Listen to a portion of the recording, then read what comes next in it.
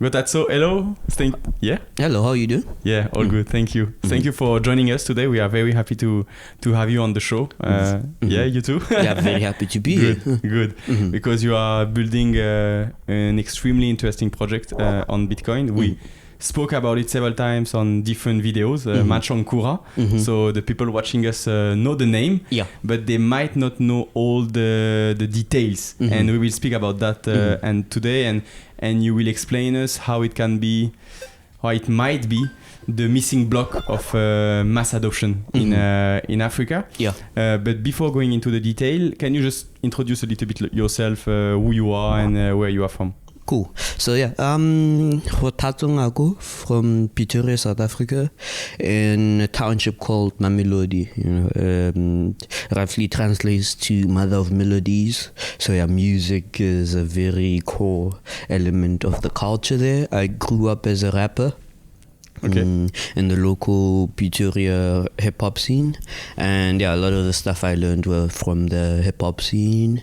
And over time, when I started, hip-hop was shunned because it was seen as this foreign thing from America, and people who were doing that were kind of trying to copy that culture. But over time, it became accepted, and it's like one of the core elements of African culture, because music is music. And Africans always, mix mash different cultural elements to create new things.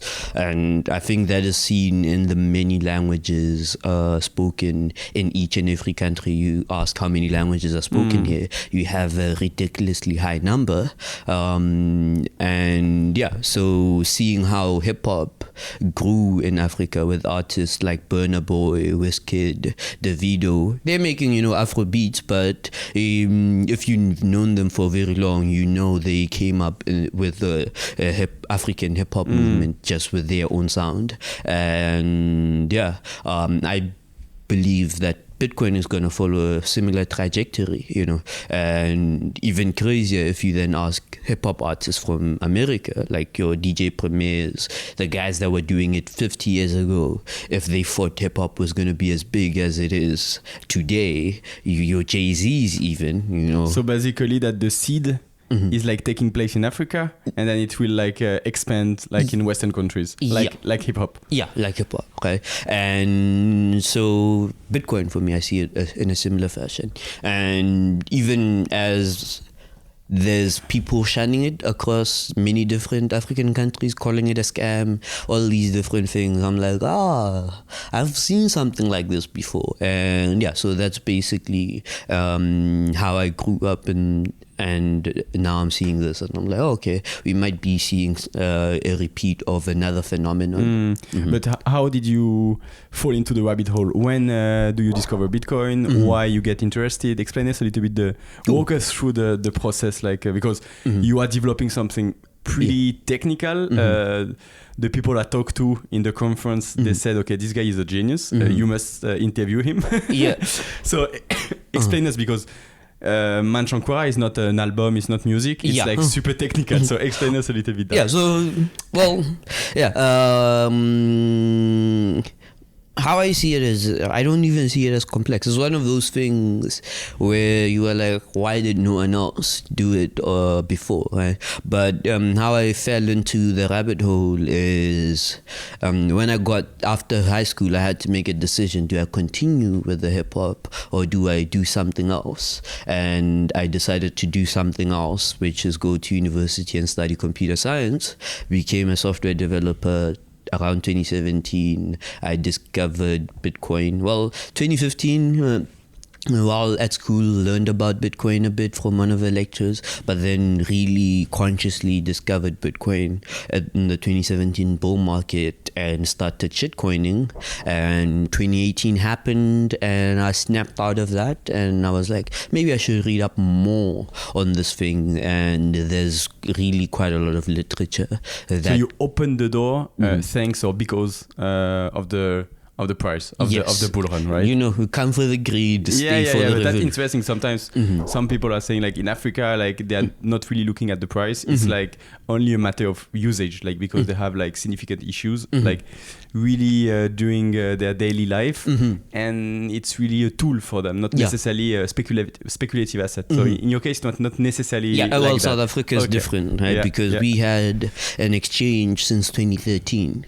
Right. So we had a means. That's Paxful or no, Luno. Luno. Yeah, okay. right. So we had a means to plug in and accumulate Bitcoin since 2013. So and participate in the speculative manner, right? And I think everywhere else is a little different. Like most African countries, there's only like one on ramp or off ramp or two. But yellow card is in most African countries, from what I've seen, and so that's why Bitcoin is used from a utility perspective versus an asset perspective across the continent, because technically, you can't speculate without an exchange, and so what are you going to do? Do all these other things that you can do with Bitcoin, and that is the where I find myself now, like, bring more people in and allow them to use Bitcoin. So you discover you really get into it in 2017, then you study it, and how Manchankura came to your mind. Okay, so after my reading, I think around 2018, I had come to the conclusion that, we need this as a community, right? After reading the Bitcoin Standard, I then asked myself, like, when was the last time Africans chose their own money, right? While in Ghana, I've heard the word cowries a lot, and I think that was one of the things used as money across many different African populations. And we use cattle in South Africa as livestock, as a form of wealth preservation. The wealthiest people had a bigger kraal, and since then, you'd have to go back many years to actually get to a point where Africans chose what they would use as a money or storage of wealth, right? Because obviously colonization happened. And then I was like, okay, how do we unlock this knowledge to more people? If all the literature is in English, and we have all these different languages in Africa, English is not the first, second, third or fourth spoken language for most people across the continent. So what are we going to do? And I started a different project called Exonomia, and we are still translating Bitcoin literature into African languages, right? And so then following a similar train of thought, where the aim is to get rid of the barriers a person would face when wanting to use Bitcoin or learn about Bitcoin, the first one being the language barrier, and now the one I was focused on was the internet barrier, and that is where Manchankura comes in, right? Because Manchankura, because we have not explained it since the beginning, so in 2 sentences, and that way we'll get into the details, what is it? Yeah, so Manchankura is a USSD service that allows people to send and receive Bitcoin even without an internet connected device. So like to translate for no technical people, it's like Bitcoin on SMS. USSD, but on SMS for people who don't know what USSD is. And as long as there's a mobile cellular connection on the phone, the person can dial Manchankura service number in that country and be able to then interface with the service. Yeah, because you were seeing this this issue of people not connected to the internet, that was the main issue after the language, according to you, around you. Yes. And so even when I was orange pilling people, like after I have this literature and I want to introduce them to Bitcoin, they just don't have a smartphone, or they have a smartphone but they don't have internet, because net neutrality isn't a thing in Africa due to how Facebook and I think other markets as well. Facebook is like free to access, or the telecoms in those countries sell internet bundles that only work on Facebook. So you then end up with a large group of people who are only buying or have internet that only works for Facebook, WhatsApp, Instagram, or TikTok. Right? Or then you have a payment app, and they can't load the payment app because it needs the normal internet connection. Or let's say they have a normal internet connection, but they have a cheap smartphone. So you tell them to download a Phoenix wallet, a Moon wallet, and guess what happens? They presented with that free up space dialog on Android, and the list of apps that they have to delete to free up space is Facebook, Instagram, and TikTok. They are not going to delete any of these apps to install this Phoenix, new thing that they don't know about. So yeah, for me, I'm like, okay, what we need is something people don't have to install, and something that people can access even without internet, right? And USSD is that thing. They just dial into it, and it's a text interface with a prompt and response type UI. Okay, so walk us through the onboarding process. Like I'm a new user. I want to use Machankura. I have like a super silly phone, not even smartphone, like really, the 9 keyboards old phone. Yes, that's the ideal one. How do I do? What do I do and how it works? Yeah, so you just on your phone dial *833# Obviously, this is not the code in any of the countries, but this is the ideal code, and that is the default Bitcoin port, right? So you would dial *833# and just so press. I do a code over there. Yeah, and then you will see. I don't think you'll see an animation. It's a feature phone, but something will happen, and then it will load up. Welcome to Machankura. Register an account, learn more, or exit. Right, and when you register an account, you just enter your 5-digit PIN. Then you have an account associated with your phone number, and you can then start receiving Bitcoin. And so I can start receiving Bitcoin from people with Machankura. No. And also, no. Yeah. Well, yes, but even people in the broader Bitcoin interoperability, how, like without and within the system, basically. So how does it work? It's like people on Lightning, for instance. How does it work? Yeah. So it's I think the simplest way to talk about it is that it's like wallet of Satoshi, but on USSD. Right? So you get a Lightning address, which is your phone number at 833.mobi, and then anyone with a Lightning address compatible wallet can then send you Bitcoins to. So if I have the Phoenix wallet, I can send you on your phone some sats that you will receive it, and which address do I put in my normal Lightning address on my phone on my number side? at 833 Lightning address, and you will receive something. Yeah, and then you will see on the Phoenix interface sending satoshis to phone number at 833.mobi, and you enter the amount and send. And the same on the other side. If you are on your simple phone, you send me like using my Lightning address, I will receive some satoshi. Yes. Sadly, Phoenix doesn't yet have Lightning address receiving support, but it has sending support, but I could send from a feature phone to any other Lightning address. So as fast as the Lightning network, and yes. So no difference. No difference. 24/7. Yeah. Because that was my question. So how do you do the kind of on-off ramp? Like how do we do the conversion between the USSD network and the Lightning network? So it goes through what? Your nodes, your hardware. So where is the bridge? Similar to how, Wallet of Satoshi is custodial, my service is custodial. Okay. Yeah. So then, the user gets. Machankura is a third party. Okay. So exactly. Everybody is going through Machankura. Yeah. Okay. And then the people then get the Bitcoins, spend the Bitcoins. Okay. So the advantage is really to have at least Bitcoin as a base. As a base, as a asset and as a unit for them. Exactly. Okay. Yeah. And take it from there. The other question, and something that we are discussing a lot here at the Africa Bitcoin Conference, is like the link between Momo.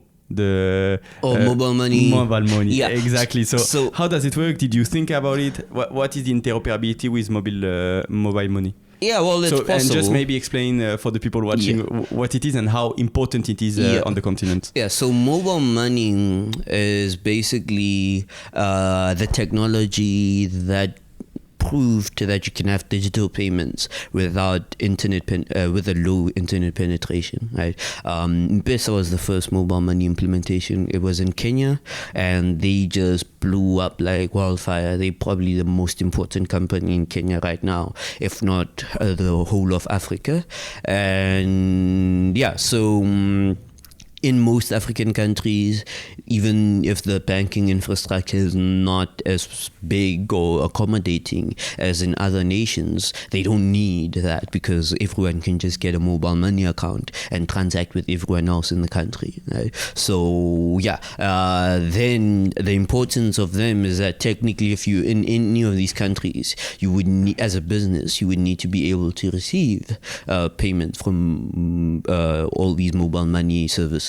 Different in many countries. Ghana, I think they have Momo. Kenya have M-Pesa. Other places have Airtel or Tigo, I think. And all those networks are not connected. So M-Pesa, you must have like an M-Pesa account to receive account from a user using M-Pesa, etc. So exactly, right. And in some countries, they do have some interoperability, but at a higher fee, right? So, but you can't still send, internationally or whatever. But Bitcoin is Bitcoin. You can always send to anyone on the Bitcoin network. And so then the thing for me is I don't care about having an on-ramp, off-ramp to fiat banking system, mobile money system.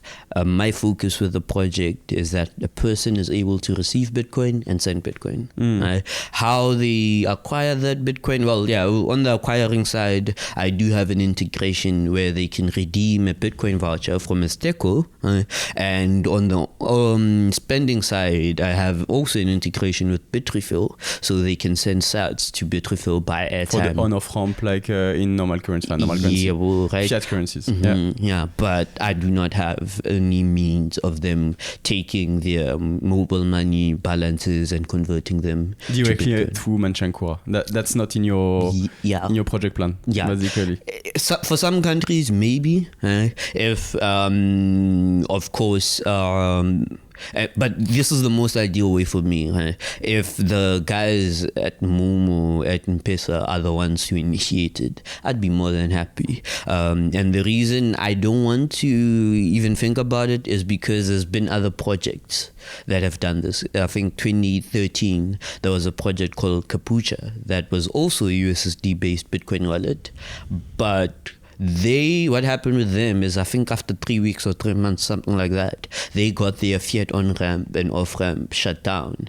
And then they stopped operating because they didn't see the value of being a highly accessible Bitcoin wallet. Like what you are doing with Manchankura. Right. Because of what, regulation or what happened? Why they got closed down? Well, the integration got closed down. I don't know, for whatever reason it got closed down. The fiat on-ramp and off-ramp, I think it was done with Kopo or something like that in Kenya. But for me, from what I could tell, they still had their USSD service running, but they didn't see the value in having that up anymore, so they just stopped operating. But the thing is, how do you handle what do you hear around you regarding the volatility? Because Bitcoin as a payment rails, it's super efficient, it's super useful. Is that what Strike are trying to implement? Now you are walking around here in Accra, people will say, okay, I cannot lose 50% of what I owe or anything just because of the volatility of the asset. Yeah, well, this is Africa, Bitcoin is not as volatile as most African currencies, right? So, even in a place with a stable of a currency as South Africa, people still can't ignore the fact that groceries are 2 times more expensive than they were a year ago. So they're like, maybe this Bitcoin thing is better than the South African rand, because they also, over the years have seen the price move from wherever it was 2 years ago to where it is now. And they're like, maybe even in a bear market, this is a thing, right? And like in Ghana, where there's almost a new news article about the high inflation, was it 40% or something like that? The conversation of volatility in Bitcoin highlights that there's a downside and an upside, right? But for most African national currencies, it's just downsides. They barely ever recover. And yeah, we have a lot of Nigerian Bitcoiners in attendance. The Nigerian Naira has been doing quite dramatic things, and the Central Bank of Nigeria has been implementing things like $20 spend limits on bank cards per month, right? So Nigerians with a bank card can only spend $20 on that bank card every month, and they just implemented a limit of only withdrawing $200, I think, from the bank, just today or yesterday, right? So in this world, even with the volatility, there's a highlight of, are you telling me I'm still able to access and spend all my money versus $20 versus $200? So yeah, I see volatility as the price to pay for economic freedom, right?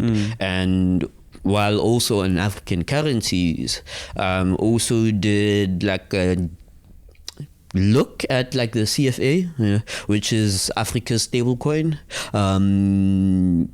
Relatively stable price over the many decades that all these countries have used it. But then you look at the economic prosperity in those countries, right? And you are like, what has having a stable valued currency actually brought those people, right? Because that stability is, constructed some way, somehow, and in the construction of that stability, economic freedom gets taken away. And yeah, so for me, Bitcoin's volatility as the price we will have to pay for its economic freedom. Yeah, on one side you have volatility upward, and on the other side with local fiat currencies you have like volatility downward. Yes, so, yeah. Right, and yeah, plus the freedom to use your money anywhere, anywhere you want. Yeah, exactly. Regarding interactions with Fedimint, like, because now many people, so I don't know if it's already something in the mind of some African people, but in terms of custody, it can be highlighted as a risk, like that Manchankura is a third party, like it's a point of failure in the system. So have you thought about that, like to decentralize Manchankura, like this gateway? Yeah, so technically the USSD gateway will forever remain the USSD gateway. So the more decentralized versions of such a project are coming, maybe soon. Right, but they won't be over USSD, right? Because they need somebody to run them in their own communities and promote them in their own communities and use a self-hosted backend, maybe like a Lightning Bits or something like that. I think I might call the project OmniLight because of the Twitter user suggestion. And yeah, then a person could have Fedi running on that backend or whatever they want to have running on the backend and use this interface, an SMS gateway or whatever. But Machangura, as it is as a USSD gateway, will forever remain a centralized thing, right? And yeah, there's another project which I'm calling Project Super Saiyan, because there's technically a way to self-custody Bitcoin on a SIM card, right? SIM cards actually store private keys, and a person could use the SIM card to sign Bitcoin transaction if there's the logic on the SIM card to sign a Bitcoin transaction. And yeah, the only missing element is the GSM interface, and GSM is a mobile cellular network connection.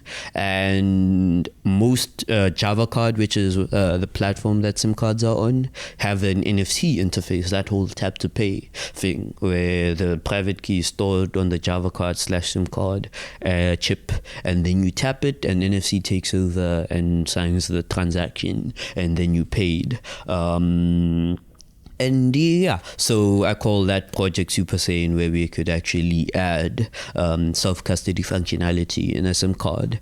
And if it goes well, I imagine that seeing how cheap SIM cards are across the world, you would effectively give almost anyone in the world the ability to self-custody Bitcoin on a very cheap device. And in this case, the user will only need to request mention Kura to send, the reconvert, like his what is the local unit within the mention Kura system. Sats.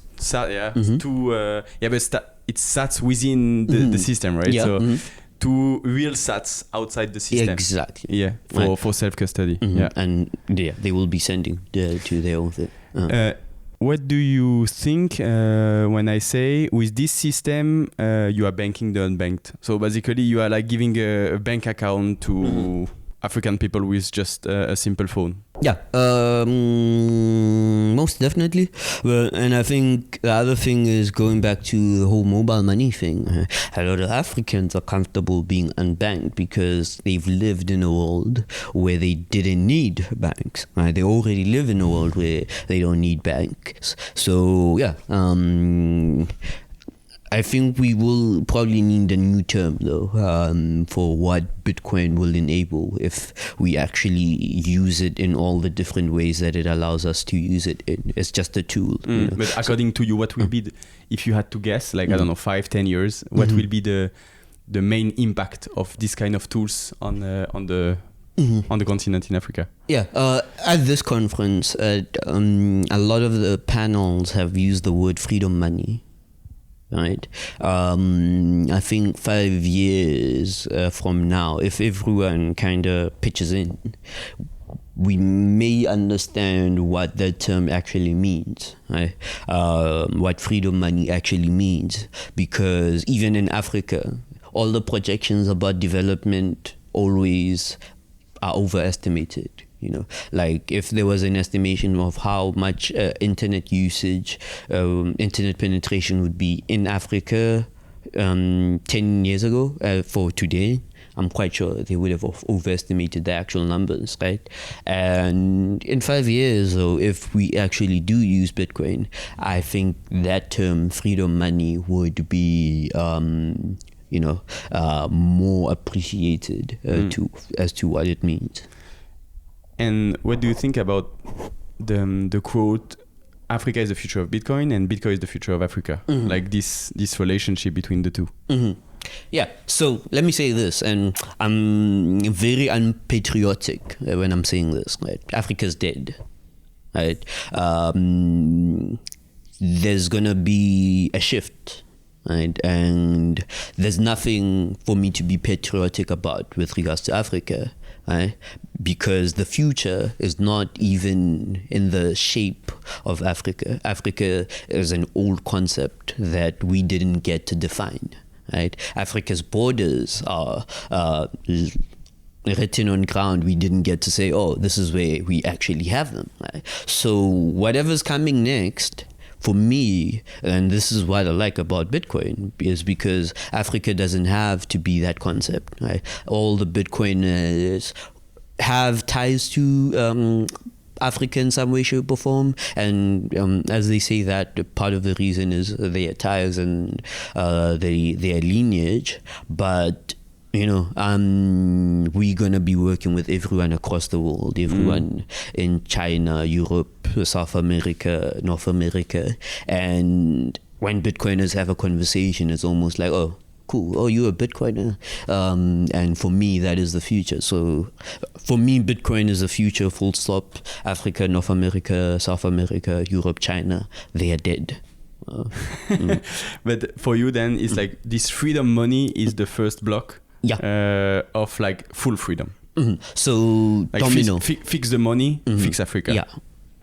Fix the world. Right? Yeah, fix the world, but first, for you, it will be first Africa. Yeah. Yeah, okay. So may the dominoes continue falling. And speaking about dominoes, how do you see the adoption? Like we are in a bear market. how is it going? And since what 18 months, 2 years that you launched Manchankura? No, it's actually 6 months. 6 months, okay, like really official launch. Yeah. How do you see the numbers going?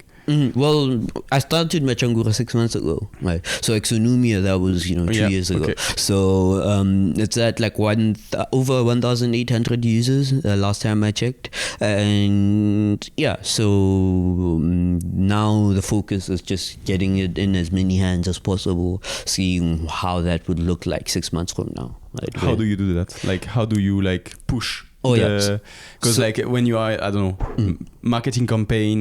So how do you do that? Like to hit 1 million people, 10 million people, etc. Yeah. So what I like about the bear market is that most projects have quieted down, so we can actually talk about Bitcoin again. And the other thing with the bear market is if you're talking about Bitcoin and the person listening is like, "You talking about this in a bear market? Okay, let me listen." Right? And they pay extra attention. But yeah, the strategy is Bitcoiners already love orange pilling people, right?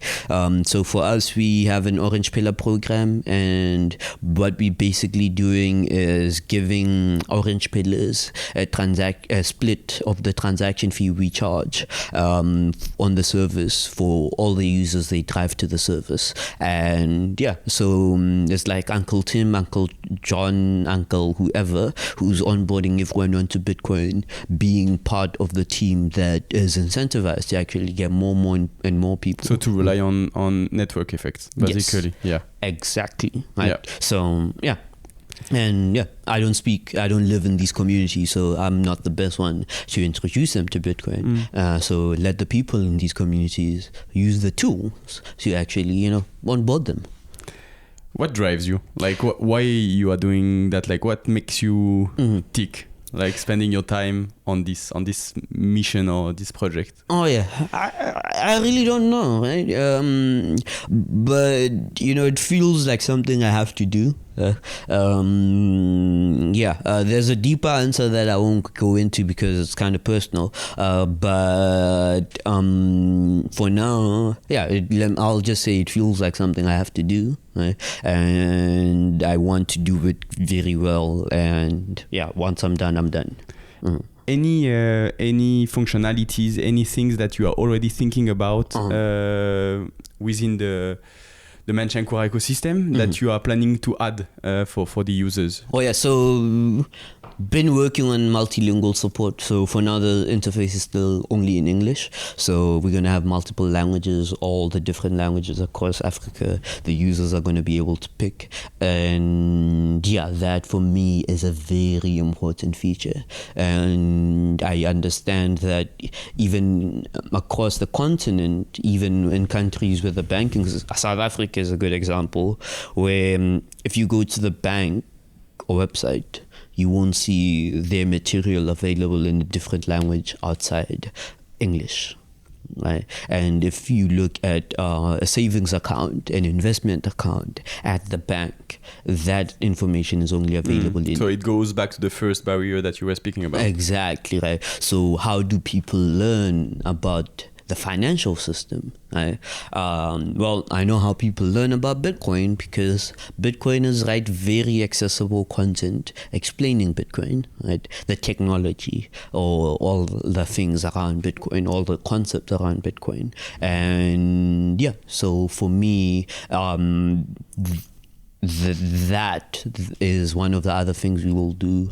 Have a toll-free number that people can dial into, listen to all this content in the languages they choose, and then be able to learn about how Bitcoin works in all the ways that Bitcoiners have made writing about Bitcoin accessible, like hodl, the whole I am hodling post, as crazy and random as that post is, he covers quite a few topics, quite a few concepts in his drunken state, and the term hodling has been born through a guy just posting a random post, and we could learn quite a lot from translating such posts. Have you faced any issues with regulators, local regulators? Yes. Okay, tell us a little bit about that. So in Tanzania, the service is shut down. What had happened was the service went viral on a Saturday night, October 3rd, I think, or that weekend.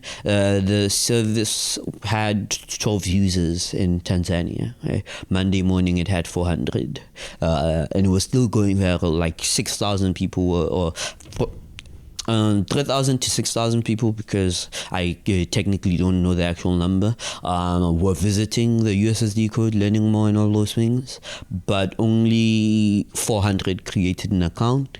And on Twitter, some users started tweeting out that Vodacom is integrating Bitcoin via Machangura, and that is not the thing. Machangura is standalone and not associated with any telecom across the continent. Yes, the telecoms have the infrastructure, but the telecoms are allowing users to access things like how they access the website. So Vodacom saw that, thought that we were scamming and shut us down. And I've been having a long conversation with them. Not as long as it should have been, because I've been busy with conferences. So I'm trying to bring the service back up in Tanzania and solidify all these relationships with the telecoms in different countries. So what, they're contacting you and they're asking you shut it down, or they are doing it like without even your intervention? Without my interaction, because I worked via a service provider, which is called Africa's Talking. Great guys. They basically allowed me to roll out very quickly in many different countries. And the reason for that, or why I'm using them, is because I'm a one-man team from the technical side, so I don't want to engage with each and every telecom in each and every country and have to fix all the unique problems that each and every telecom would have. And so letting the service provider sort that out, and I could focus on the code features that users actually want, was the best way, and still is the best way for me to operate. But over time, I'd be having those relationships directly, and they'd be calling me to say, yo, what's happening with people talking like this. But in this case, it was like a particular issue, like this communication on Twitter with Vodafone. They got scared, scam, etc. So they shut it down. Do you foresee in the near future, like, I don't know, some companies, some governments feeling threatened by this service, because it's like a way for people to access more easily Bitcoin, which is definitely freedom money? Yes. So you foresee that it will come? Yeah, it will come. It's not but it's when. It will come. But this is how I also see it, because technically M-Pesa did that. M-Pesa, technically, you can say it was freedom money as well, because M-Pesa is not a banking product. Right. But you were still using the local currency, the fiat currency. Not really, because it was credit for. Right. And M-Pesa has an integration back into cash through the agents, but the M-Pesa system sits alone outside of that. And I don't know if I should say this, but technically no government is going to shut down anything its users have adopted. Right. So if they do shut it down, they are inviting another reason for people to outcry against the government. And so what is the number of users you would need in your country for the government to talk to you? Like it's too late. Like it's there. People are using it. That is my focus, right? And of course, it's then different for me to say, yo, the government shut me down, and talk with my users to say the government shut me down, versus service shutting down on its own, right? Then the government can say, you see, you Bitcoin people, don't trust them. But if it's working and it's fully functional and the customers are happy, and that is my focus, keeping the customers happy, keeping the users happy, and even teaching them about self-custody, Phoenix Moon Wallet and everything. So by that point, if they don't shut it down in the next 6 months, I don't know what will happen. That was like in the local countries, but what's happening in South Africa? Because you are a custodian, you are keeping Bitcoins for people. So how do you prove to your user that you are not doing fractional reserves and we are not doing it, or you are not living with the box? So what I like about the Lightning Network is that, it's an open network. build on the public blockchain, and you just look for Machangura nodes on the network and then probe. And any user who's technically savvy enough to figure out the balance of the channels in all the of all the channels a node has, would then be able to say, oh, Machangura technically has this many sats held on behalf of the user, and then they could extrapolate from there whether or not it's a fractional reserve. But how do you know how many sats are circulating within the USSD network on the other side? Yeah, that's complicated. Or maybe at some point I'll publicly publish that information, but for now, it's similar to how Wallet of Satoshi, we can see Wallet of Satoshi. Do you understand my question? Yeah, and why it's like a very sensitive topic for Bitcoiners, like don't trust, verify, etc. So ultimately, users should be running self-custodial wallets. Right. So I may never even publish how much sets on the USSD. You're just the on-off ramp with the USSD network, but then go to Fedimin, go to the other project with the SIM card or any other hardware wallet. And here's the thing. Bitcoin is already thinking about how do we get Bitcoin in the hands of people without internet connected devices? How do we get Bitcoin in the hands of people in a censorship resistant fashion?